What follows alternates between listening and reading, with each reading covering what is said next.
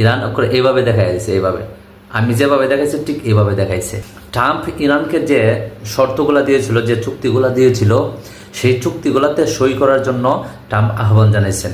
তিনি বলছেন যে যুদ্ধবিরতি শেষ হওয়ার আগেই যদি এই চুক্তিগুলোতে ইরান সই না করে, এই ইরান রাজি না হয়, তাহলে ইরানকে আগে যে আঘাত করা হয়েছে এর চেয়েও দ্বিগুণ বেশি আঘাত করা হবে এবং আগ্রাসন চালানো হবে।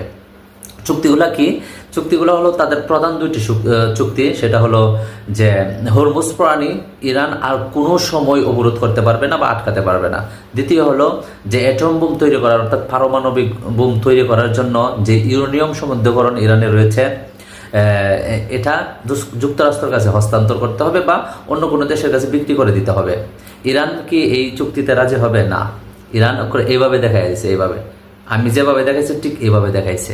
এখন যুদ্ধবিরতির সময় শেষ, এখন ট্রাম্প কি করছে যে তার নিজ থেকেই সে কিন্তু অনির্দিষ্টকালের জন্য একটা যুদ্ধবিরতি দিয়ে।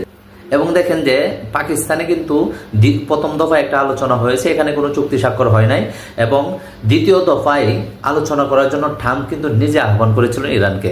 ইরান আসে নাই। কেন আসে নাই? তারা বলেন যে আমাদের জনগণ যা বলবে আমরা তাই করব, আমরা জনগণের বাইরে যেতে পারবো না। আর জনগণ, ইরানের জনগণ, তারা বলছেন যে তাদের সার্বভৌমত্ব রক্ষার জন্য আমেরিকা এবং ইসরায়েলের আগ্রাসনের মোকাবেলা করার জন্য আমরা ইনশাল্লাহ প্রস্তুত রয়েছি।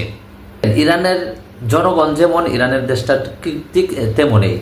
ইরানের জনগণের যেরকম সাহস রয়েছে, ইরানের দেশটা দেখেন ভৌগোলিক দিক দিয়ে তারা কিন্তু একটা দুর্গের মতন। ইরানের চতুর্দিক দিয়ে পাহাড়ে ঘেরা, এবং এখানে কিন্তু যে কোনো দেশের বা যে কোনো দেশের শক্তিশালী সেনাবাহিনী যদি এখানে গিয়া স্থল অভিযান চালায় এবং সেখানে টিকে থাকাটা তাদের জন্য প্রায় অসম্ভব।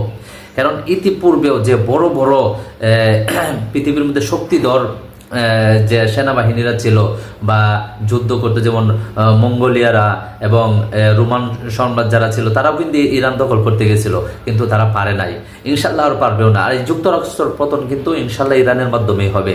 আর সারা বিশ্ব এখন মানে জানতে পারতেছে যে ইরান, আমেরিকা ইরানের কাছে মাথা নত করতেছে। যাই হোক, ভবিষ্যতে কি হয় জানা নেই, আশা করি ভালো কিছু হবে।